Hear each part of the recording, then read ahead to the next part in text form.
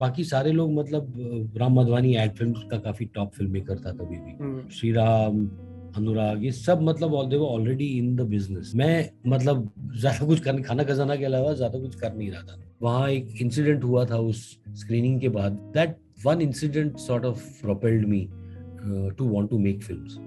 Hi guys, my name is Vaibhav and welcome to Chalchitra Talks. Today you are going to see our guest episode with Mr. Hansal Mehta. Hansal Mehta has made films like Aligarh, Shahid and shows like Scam 1992. Hansal sir से मैंने बहुत सारी amazing recommendations ली and we shot a terrific episode with him. If you are new to the channel do subscribe to Chalchitra Talks. हमारा एक recommendation based channel है जहाँ पे हम बहुत सारी मूवीज, बुक्स, म्यूजिक, पोइट्री, बहुत सारी चीजें रिकमेंड करते हैं and a lot of guests come on the channel to give their recommendations as well. So without further ado, let's jump right inside the episode we recorded with Mr. Hansal Mehta.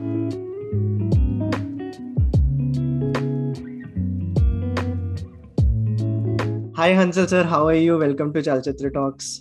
Hi Vaibhav. I'm so excited to have you here.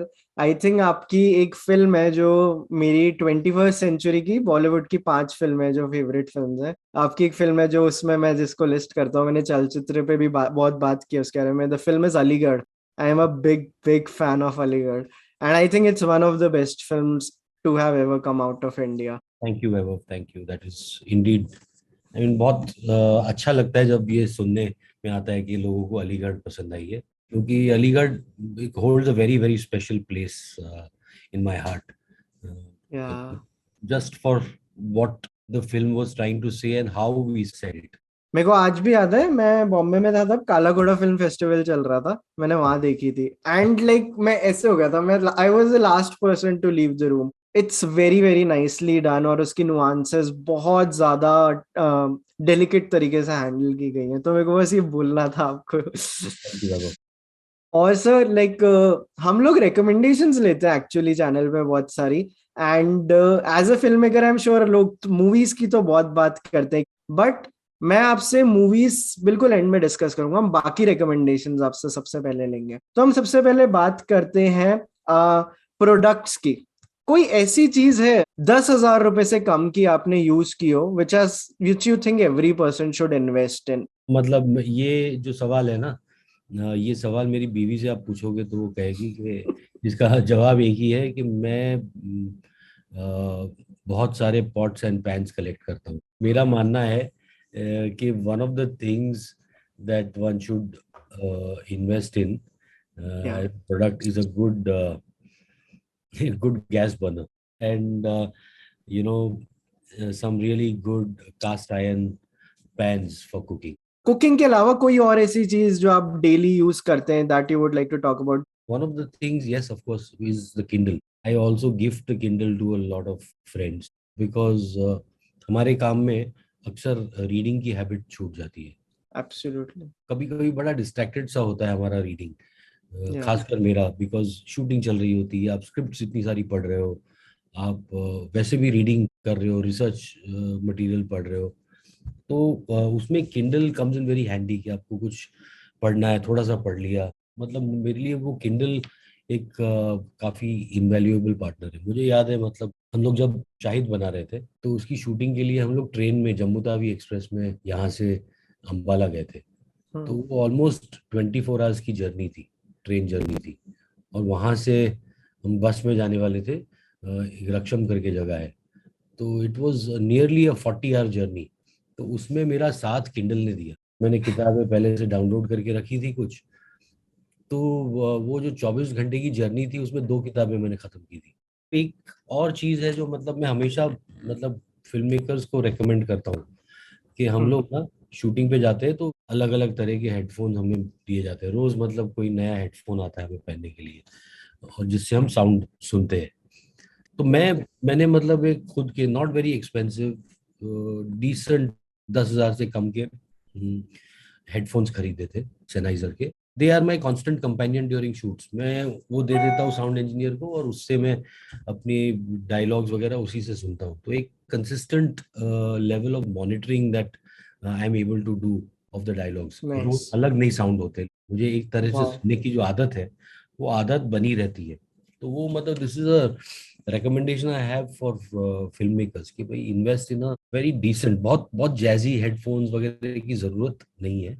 Yeah. Just एक basic monitors होते हैं वो, which sit comfortably on your ears. Bluetooth connectivity वगैरह कुछ नहीं होनी चाहिए. Just basic stereo jack होना चाहिए उसमें, so that it can connect to the receiver.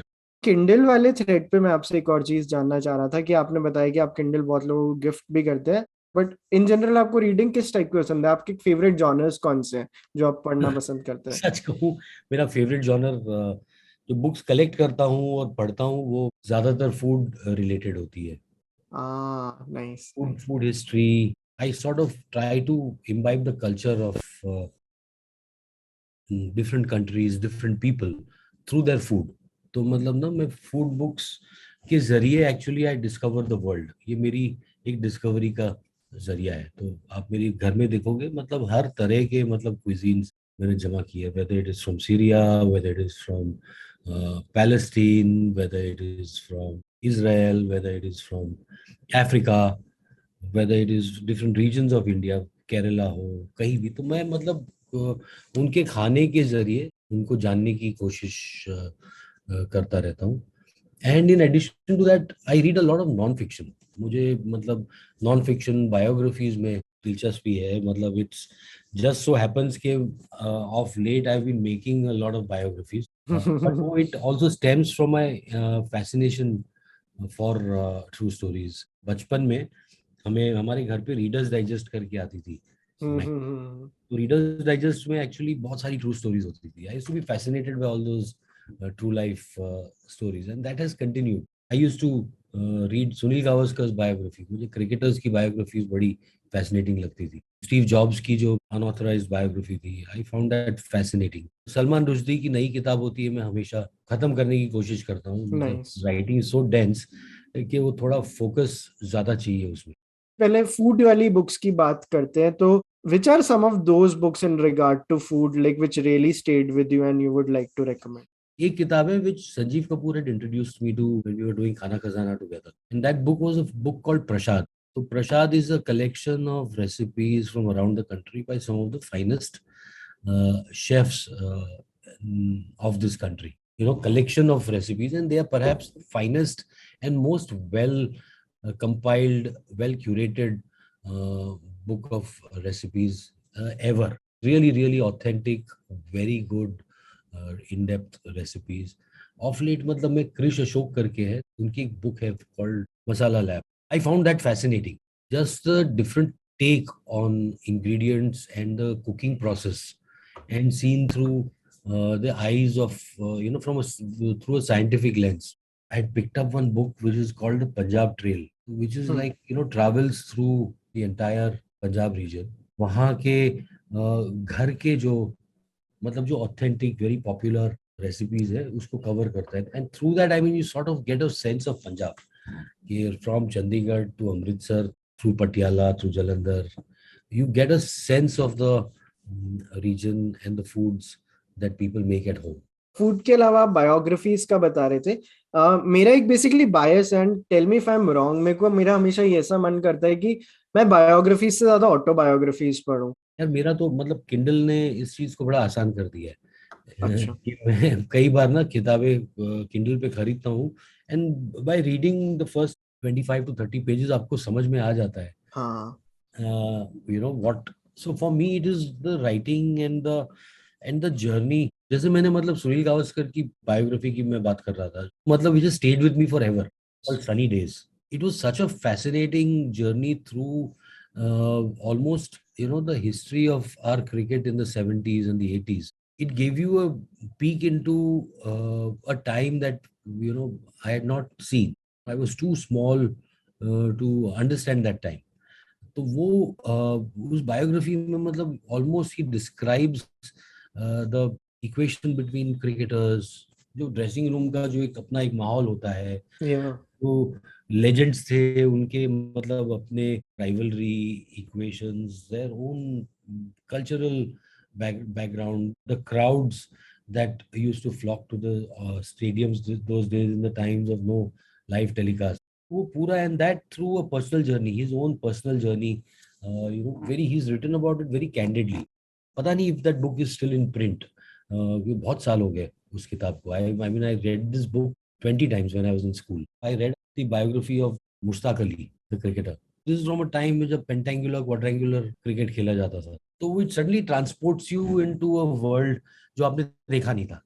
कि वो जो मैदानों Yeah. में क्रिकेट जो खेला जाता था, जहाँ ब्रिटिश राज चल रहा था, मतलब लैक ऑफ अपॉर्चुनिटी होती थी for somebody who was marginalised, minority, and getting to play cricket and then becoming a great.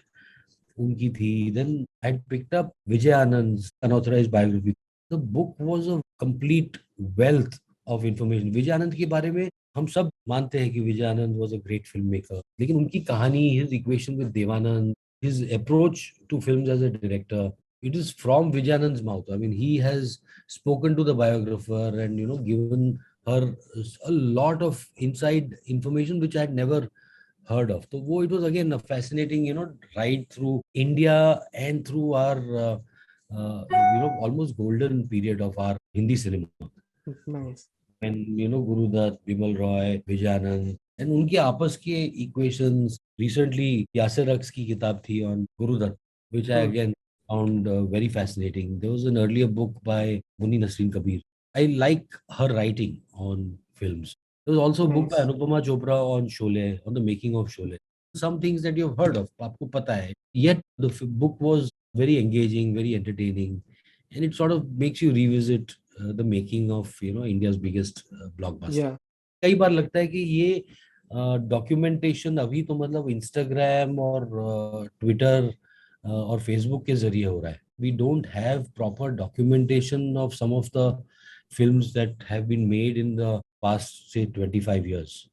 Right. Ramu had written his book, Guns and Thighs, but I would like a better written book on Satya. Satya पे I think अभी उदय भाटिया की एक उदय भाटिया किताब की आई. किताब थी which was very nice. I really हाँ. enjoyed that book. उस बुक के साथ मेरा एक बायस भी था. दिल पे मत ले यार के बारे में उसने काफी लिखा है मेरी फिल्म के हाँ. बारे में, and it was a हाँ. forgotten film, and to see him writing about that and remembering the film was very fascinating. लेकिन वो मतलब डॉक्यूमेंट करना जरूरी है. फरहान अख्तर ने दिल चाहता है से he brought in a certain kind of change in the kind of aesthetics हाँ. that popular Indian cinema was following, and its impact on popular culture. Yeah. पर हमने मतलब nothing has been written. 10 साल Yeah. बाद लोग मांगेंगे कि अच्छा इसका क्या था, एंड तब Yeah. हमारे पास कुछ होगा नहीं. इस पे सर मैं आपको एक रिकमेंडेशन देना चाहता हूँ. अगर आप, आई डोंट नो अगर आपने ये किताब पढ़ी है, इलिया गजदान की ऑटोबायोग्राफी है. It's called a life. Outstanding. तो वैसे मतलब इंटरनेशनल फिल्म मेकर्स की आप अगर पढ़ो तो वन हाँ. Of most influential books for me was Kieslowski on Kieslowski. Him talking about his life, his process, and his films. Kislovsky has been perhaps the single most important influence in my life. Then there was a book called Man with a Camera by a director of photography called Nestor Almondoros. It takes you through a history of international cinema from Truffaut to Terrence Malick. He had done some phenomenal work, and one of the early naturalists. His approach to light, his approach to the way cinema is seen. I mean, मेरे लिए ये text books नहीं थी. Somebody gave me the book to read, and it has almost influenced some of my visual choices. किस्लोस्की की जैसे हमने बात की, आपकी उनकी 3 कलर में फेवरेट कौन सी है? Blue blew my mind and changed my life. मैंने 94 में इफी मुंबई में देखी थी वो 1994 में. हाँ. उस स्क्रीनिंग में मुझे याद है मैं था, श्रीराम राघवन था, विशाल भारद्वाज था, अनुराग था, राम माधवानी थे. मतलब काफी सारे फिल्म मेकर्स उधर थे, और मतलब वो फिल्म खत्म होने के बाद सारे लोग मेट्रो सिनेमा के सामने एक बार में बैठे थे बियर पीते हुए. बाकी सारे लोग मतलब राम माधवानी एड फिल्म का काफी टॉप फिल्म मेकर था तभी भी. श्रीराम, अनुराग, ये सब मतलब they were already in the business. Vishal music दे रहा था. मैं मतलब ज्यादा कुछ खाना खजाना के अलावा ज्यादा कुछ कर नहीं रहा था. मुझे याद है मैं थोड़ा सा आउट ऑफ प्लेस फील कर रहा था, लेकिन मैं डिस्क्राइब नहीं कर पा रहा था कि उस फिल्म ने मुझे क्या किया है. मतलब वहाँ एक इंसिडेंट हुआ था उस स्क्रीनिंग के बाद, जिसके बारे में मतलब मैं अपनी बायोग्राफी में किसी दिन लिखूंगा. That one incident sort of I think propelled me to want to make films. नहीं तो Is it मतलब a good incident or a bad incident? well, in hindsight it's good. उस वक्त I felt a bit small, I felt insulted.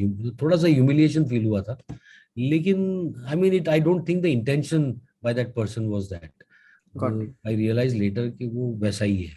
But I'm thankful to that moment because एक to Blue and that moment, it sort of changed my life. It sort of gave me a direction in life. किसलॉस्की के बारे में जैसे हमने बात की, इसके अलावा हुआ जो film makers from outside of India जिन्होंने आपको बहुत इन्फ्लुएंस किया? इन्फ्लुएंसेस आपको मतलब करते रहते हैं फिल्म मेकर्स, हाँ जी। बट या at different stages in life. नए नए फिल्म्स मतलब आप देखते हो, आपका दिमाग खराब हो जाता है. पैरासाइट देख के दिमाग खराब हो जाता है. When I saw Memories of Murder, दिमाग खराब हो गया था मेरा. I was heavily not influenced but inspired by Coppola और Scorsese. But once I started making films because of my friends, I got exposed to European films. So Godard, then Truffaut. I'd seen Jules Jim on a laser disc. It really stayed with me. The entire visual narrative कि black and white होते हुए भी मतलब एक मौसम का जो एक कन्वे करना visually, the relationships, the economy of expression, वो सारी चीजें मतलब बड़ी खूबसूरत फिल्म थी. It is always that's Truffaut's finest for me. Iranian filmmakers like Jafar Panahi has always been strong influence not only for films that he has made, also for what he stood for. That एक revolutionary fervor जो Panahi का था. या That initially when I saw Majid Majidi's films, I saw Baran first and then I saw Children of Heaven. शुरू की उसकी some 4-5 films that I had seen, I remember being completely blown over by the sheer poetry. It's been a wide variety of filmmakers. Unpopular opinion ये है, मतलब मुझे Nolan से ज्यादा, मैं मतलब थोड़ा भागता हूँ क्रिस्टोफर नोलन की फिल्म से. क्यों? मुझे नहीं मजा आता है. I don't know. सो इतने डिसअपॉइंटेड मत दिखो. नहीं नहीं सर, मैं आपको एक लाइन बताना चाहता हूँ क्योंकि तो बट डंकर्क जब मैंने देखी थी, Dunkirk really blew my mind. I thought Dunkirk was his best मैं फिल्म. एक्चुअली डिसअपॉइंटेड नहीं था, मैं थोड़ा ज्यादा ही रिलेट कर गया क्योंकि मैंने चलचित्र टॉक्स 10 अक्टूबर 2018 को चालू किया था। मेरी पहली लाइन ये थी, हम सब क्रिस्टोफर नोलन से इतने ऑब्सेस्ड है कि उनकी अप्रिसिएशन के चक्कर में हम बाकी इतने फिल्म मेकर्स की बात नहीं करते जिनकी करनी चाहिए। स्पेशली हमारी जनरेशन में तो मैंने ये नोटिस किया। He is a great filmmaker, no doubt. See, there's a limit to which he pushes, the audience and their ये नैरेटिव स्ट्रक्चर को वो मतलब पूरी तरह से तोड़ देता है एंड ऑडियंसेस के साथ एक माइंड गेम खेलता रहता है. It is an achievement. But मुझे Dunkirk for the sheer scale, मतलब I found it poetic. The futility of war को किसी ने मतलब इतने नए तरीके से, war movies have been made forever, but उसको एक बहुत नए तरीके से ही एक्सप्रेस. सो मतलब while I am not a big Nolan fan, that's what I was saying कि I am a film fan. कि अगर अच्छी फिल्म हो ना, तो मुझे फर्क नहीं पड़ता है किसने बनाई है. आपको टेनेट कैसी लगी थी? मैं कंप्लीट नहीं कर पाया. It's a film which made me very angry. मेरे को अच्छा गुस्सा आया देख के कि यार ये थोड़ा ज्यादा हो गया। आपने कभी कंप्लीट ही नहीं की? मैंने कंप्लीट नहीं, मतलब इतना, भाई इतना वक्त कहाँ है. और आप छोड़ देते हो कि ऐसे इन जनरल आल्सो फिल्म्स नहीं नहीं, बीच में? छोड़ता नहीं हूँ ज्यादातर, लेकिन टेनेट से फ्रस्ट्रेट हो गया था मैं. I watch a show, an episode of a show और film before I go to sleep. तो ये हम्म। थोड़ा सा होता है. तो मतलब टेनेट देखने लगा तो मैंने मतलब बंद कर दी. मैंने बोला ये मैं सो नहीं पाऊंगा देखने के बाद. I didn't feel like investing more time. मैंने फिर I never revisited the film. No, I didn't feel like after seeing what I saw. पिछले कुछ 10-12 साल से, I ever since I saw Mad Men, I been watching shows. I realise कि पिछले 10, 11, 15 साल में perhaps the writing quality in shows has been far superior, and that introduction for me happened with Mad Men and The Wire. अभी मतलब I just finished the first season of Euphoria. बड़ा मतलब घबरा के देख रहा था कि भाई आई हैव टीनेज डॉटर्स, कि पता नहीं. और शो देखते हुए भी मतलब मुझे कई बार मैं उनके कमरे में जाके देख लेता था कि भाई ठीक है ना बोलो. The show had a very profound impact on me. The visual, the storytelling, visually तो it completely blew me. तो यूफोरिया अभी हाल ही में, अभी सेकंड सीजन शुरू कर रहा हूँ आज. आज भी after 2.5 decades, HBO still makes some of the या best सर, content बिल्कुल। ever. कि या, आप HBO से अगर शो है तो आपको मतलब एक तरह की गारंटी, क्वालिटी की गारंटी होती है. Absolutely. There was a show called Normal People, Sally Rooney की ओ सर, किताब पर बेस्ड नाइस। था. वो I had seen it when I was in London. मुझे बहुत अच्छा लगा था, but Euphoria takes that edge to a different level. मेरे को एक बार आपसे मैडमेन के बारे में एक चीज जाननी है, क्योंकि मैं अभी सीजन 2 के एंड पे हूँ। मेरे को बहुत अच्छा. पसंद आ रहा है, but does it get better? I still want to ask, I am on season 2 right now. For me it got better. और ऑल्सो एक सीन मैडमैन के साथ एक कमाल का नॉस्टैल्जिया वीवन किया उन्होंने. When I was growing up, I used to see this kind of men. I used to see my own father going to hmm. Office in a suit, wear smoking and drinking, एक debauchery को debauchery माना ही नहीं जाता था. It sort of transports you into that time. And उसको मतलब इतने खूबसूरती से देव टाइड it in with the classic campaigns of that time. Hershey's, or whether it is Coca-Cola, Pepsi, the car, the Ford Mustang.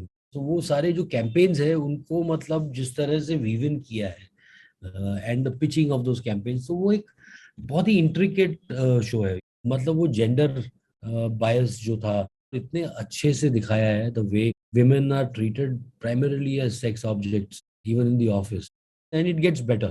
मतलब it gets for me it just got better and better. I don't know what the final season आपको क्या लगेगा. मैडमेन में एक चीज जो बस मेरे को लगती है कि शो मेरे को भी बहुत पसंद आ रहा है, but I think it's not bingeable and it shouldn't be binged. I don't know, मैंने तो बिंज किया था. तो वही है, अच्छा। मतलब वो शायद मेरी और तुम्हारी उम्र का फर्क है. ओके। हम थोड़े और शोज के बारे में बात करते हैं। आपने सक्सेशन देखा सर? बिल्कुल बिल्कुल. मेरे को आपका जब ट्वीट जाके याद बात आ होती गया, आपने सक्सेशन के बारे में लिखा था कुछ सालों बाद ये पढ़ाया जाएगा सक्सेशन का। हाँ, मतलब उसका पर्टिकुलरली सेकंड सीजन का जो राइटिंग था, कि वो जिसको हम एब्यूजेस बोलते हैं, कि हाँ। वो एब्यूजेस और वो एक इंग्लिश लैंग्वेज, मतलब literally it sort of motivated me to find out कि क्या कहा भैया. You sort of abuses read. मतलब मैं समझा नहीं सर। तो गालियां मतलब देते हैं अच्छा। भर भर के ना, वो fuck fuck. It's marriage with Shakespearean हाँ। language with many times I had to rewind, listen to the sentence again. It was almost like going through a lesson in modern literature. Its writing was spectacular. And then I read somewhere that this is all written, none of it is improvised. या या कि ये या सब लिखा गया है. And so मतलब it is a master class in writing. Also the way the show has been executed. Her episode जो है एक अलग लोकेशन में किया जाता हाँ। है. It is dealing with a different chapter. मतलब वो लिटरली एक नॉवेल की तरह अनफोल्ड होता है. चैप्टर्स है उसमें. अभी तो मतलब नॉर्डिक नुआर को लोग बहुत रेप्लिकेट करने की कोशिश करते हैं. द फॉल है, ब्रॉडचर्च है. While HBO was making it's shows, British shows का अपना एक मतलब एक मीटर था. मुझे याद है मैंने हाउस ऑफ कार्ड्स का पहला सीजन देखा था. वक्त था सेकंड सीजन आने में, तो मैंने डीवीडीज लंदन में खरीदी थी house of cards original show की. वाह। ब्रिटिश शो है और हाँ। वो 3 सीजन में था. वो मैंने देख लिया पूरा. मुझे जानना था कि कहानी में आगे क्या होता है. स्ट्रक्चरली सिमिलर था, कि वो फोर्थ वॉल ब्रेक करने का पूरा जो था वो ब्रिटिश शो का ही एक आइडिया था. It was far more theatrical in its approach, लेकिन उसकी स्टोरी टेलिंग ज्यादा पावरफुल थी मेरे हिसाब से.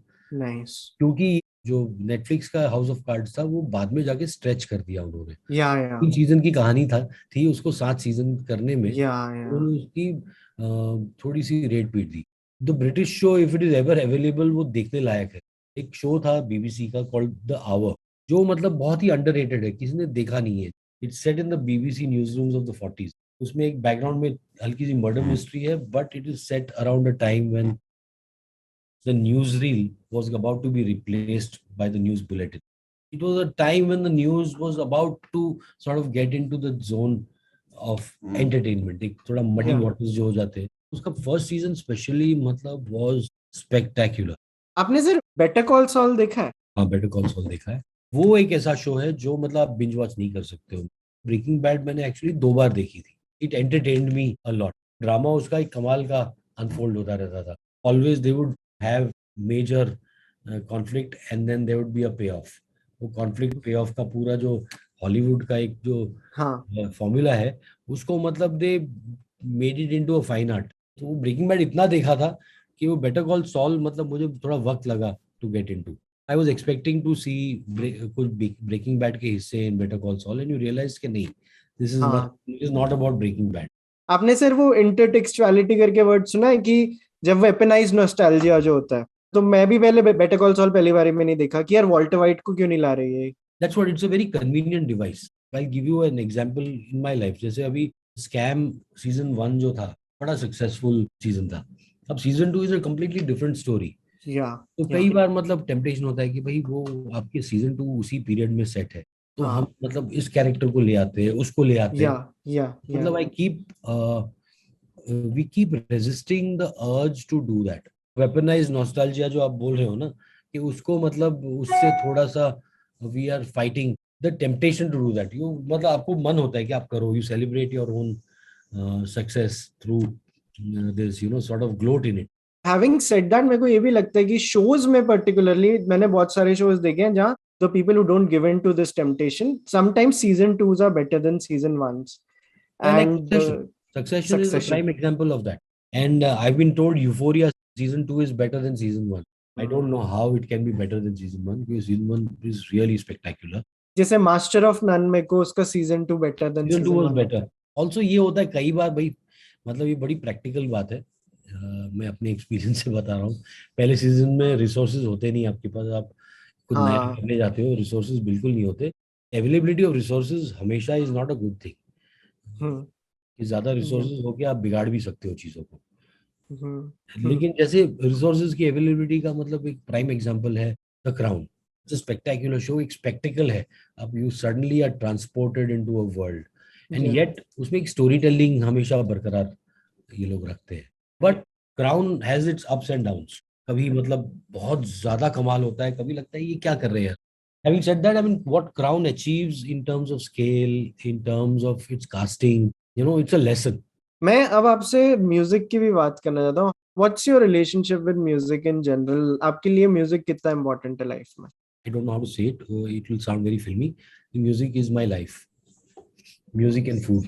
लेकिन म्यूजिक के साथ मेरा मतलब वो, इट्स बीन अनलाइक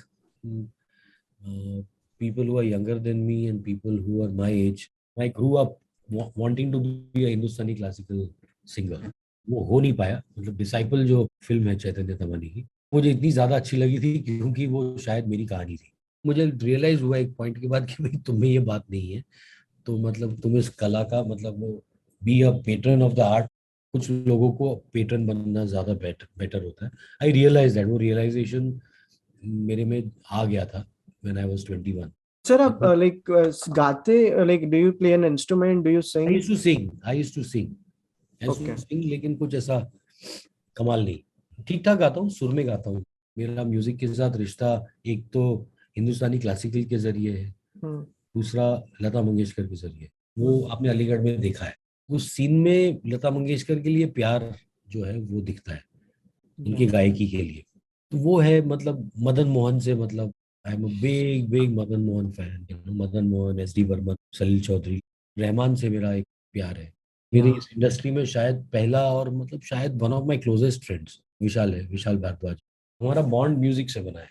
शायद उसके पुराने जो अनरिलीज्ड गाने हैं शायद मुझे ज्यादा याद है उससे भी। या। उनकी धुन और उनके लिरिक्स शायद मुझे याद ज्यादा है।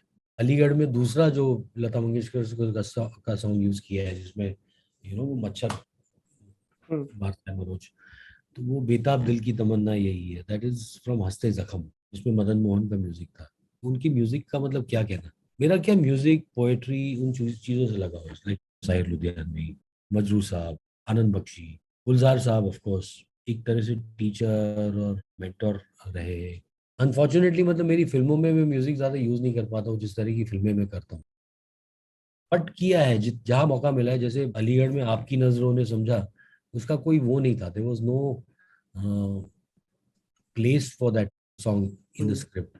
हम्म। बहुत छोटी सी जगह थी, लेकिन वो एक मोमेंट बन गया क्योंकि उसमें मनोज का अपना एक पैशन फॉर म्यूजिक एंड मेरा पैशन, वो दोनों मतलब कहीं ना कहीं मतलब we sort of showed it in the through the through that one song sequence. आप जब पहली बार कोई गाना सुन रहे होते हैं, मान लीजिए आप ड्राइव कर रहे हैं, कोई गाना सुना, तो पहले आपका ध्यान लिरिक्स पे जाता है या धुन पे जाता है? कभी लिरिक्स आपको पकड़ लेते हैं, कभी गाना। ज्यादातर धुन होती है, कुछ होता है धुन में जो आपको, आपके दिल को छू जाता है। प्रीतम के कई गाने मतलब मैं जब सुनता हूँ, there is something about them that immediately grab you. मुझे फिर या ले आया दिल है from Barfi. It has this beautiful ghazal like quality, at the same right, time it has a modern sound. Right. बड़ा खूबसूरत, बहुत खूबसूरत गाना है। मेरा मानना है कि भाई जैसे हम अभी प्रतीक वर्ड को सेलिब्रेट करते हैं, I mean there is some really wonderful work that is coming out अभी या म्यूजिकली। हम we had gone through a phase in the 80s and the 90s जहाँ हमारा म्यूजिक ज्यादातर लिफ्टेड होता था, या तो पाकिस्तान या मिडल ईस्टर्न, या वो भलते चलते इंटरनेशनल इन्फ्लुएंसेस के साथ म्यूजिक आता था। हाँ। It wasn't really inspiring enough. A R Rahman के आने के बाद, विशाल भारद्वाज के आने के बाद हमारे संगीत में दोबारा melody I, and it is being reinvented right now. They're sort of reinventing that uh, melody into a different kind of sound, जिसमें लिरिक्स की भी एक अहमियत होती है। पोएट्री लिरिक्स की अहमियत होते हुए वो मतलब एक नए तरीके से प्रेजेंट करते हैं गानों को।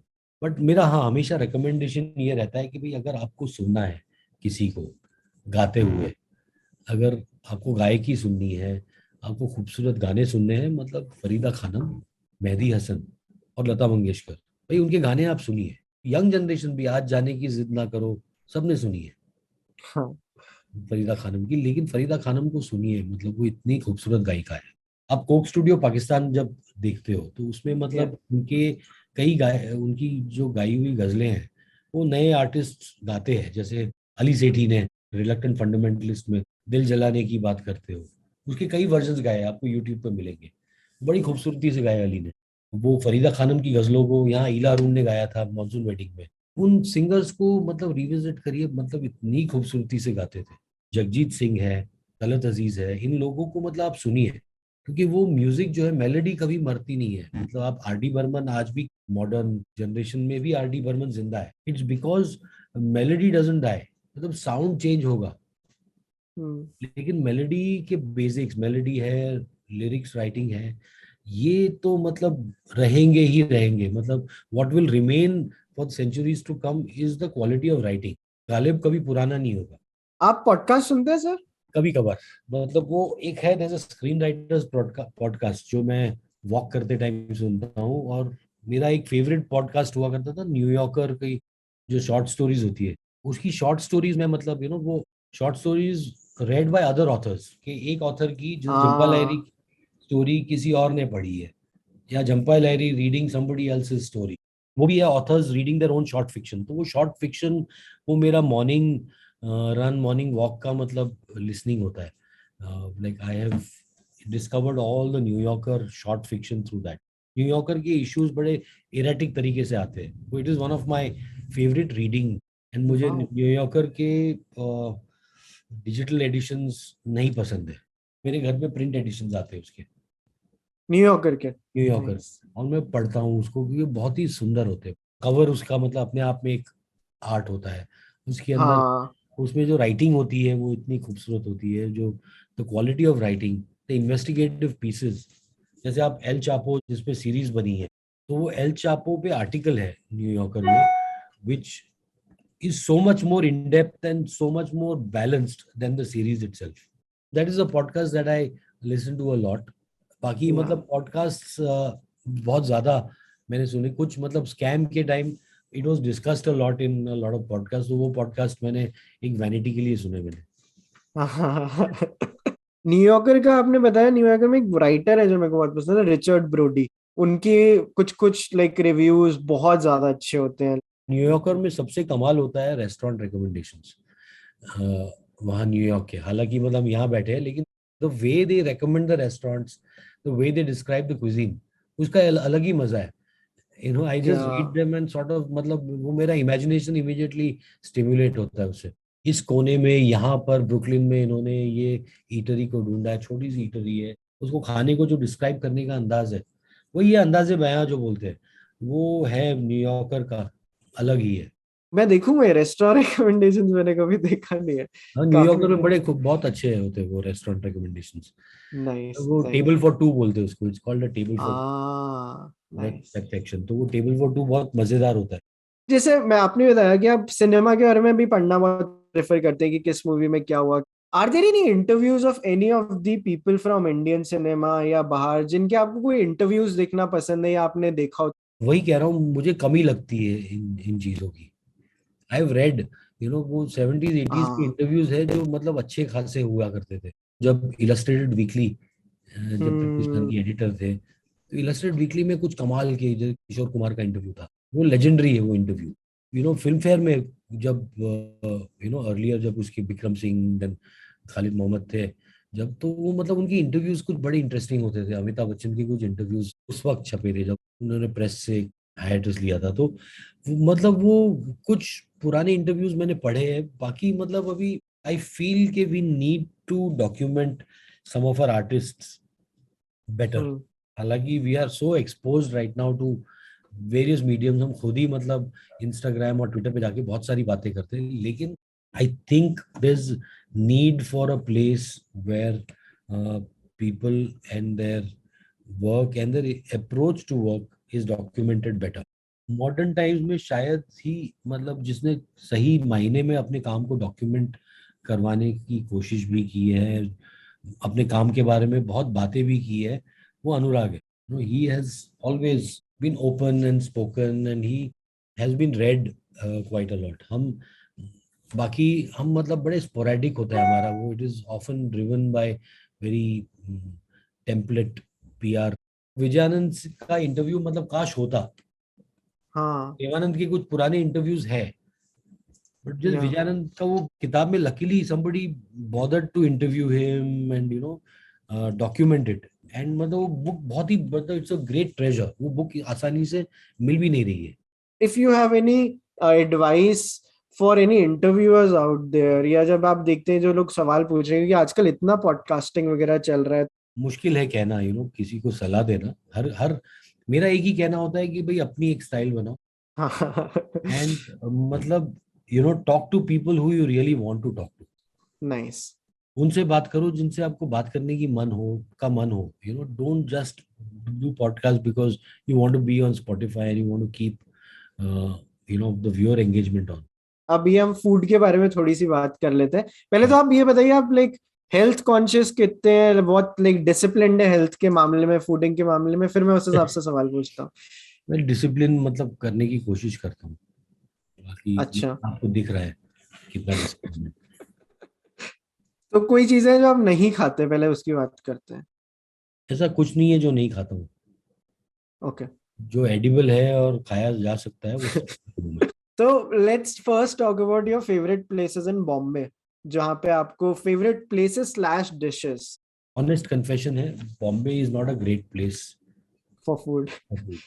For food. बड़ा it's and it's not Bombay's fault, it is to do with the way food is consumed and the multicultural जो पॉपुलेशन है हमारा। तो इसकी वजह से मतलब हमारा क्विजीन ही वो मल्टी क्विजीन का एक जो कल्चर है ना, Bombay has स्पॉन्ड that multi cuisine culture. तो रेस्ट किसी मतलब रेस्टोरेंट का, I look for a restaurant which has character, कि भाई अगर आप एक तरह का खाना बनाते हो तो आप वही दीजिए। ये मत कहना मेरे पास इडली भी है और मेरे पास निहारी भी है, ये या मत करना। कि चाइनीज भी है और मेरे पास साउथ इंडियन भी है और मेरे पास पंजाबी भी है।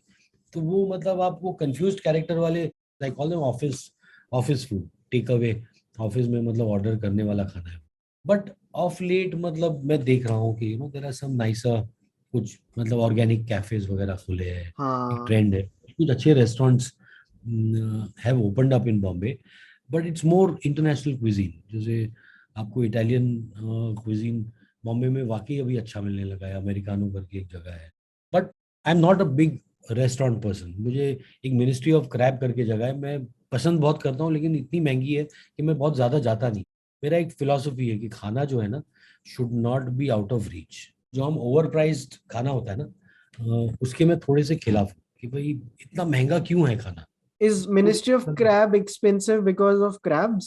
Everything, ingredients, the experience, हाँ। everything. I mean, I due respect, I mean the food is excellent, food बहुत अच्छा है, हाँ बट इट इज थोड़ा सा फिलोसॉफिकली मुझे थोड़ा सा उस चीज से इश्यू है। I would rather call people over cook food for them. तो मेरा ज्यादा खाने में रुचि वही है कि भाई लोग मतलब मिले बैठे और अच्छा खाना खाए। और मतलब मैं घर पे जब दावत होती भी है तो एक सेंटर पीस होता है, एक डिश होती है। तो मेरा एक वो नाइस। मतलब एक ड्रीम रहा है कि मैं एक रेस्टोरेंट खोलूंगा जिसमें डेली एक ही डिश मिलेगी आपको, एक या दो सेंटर पीसेस होंगे, वही सर्व होगा, वही मिलेगा। तो वेरी जो अपने नाइस। हाथों से बड़े प्यार से आप बनाओगे।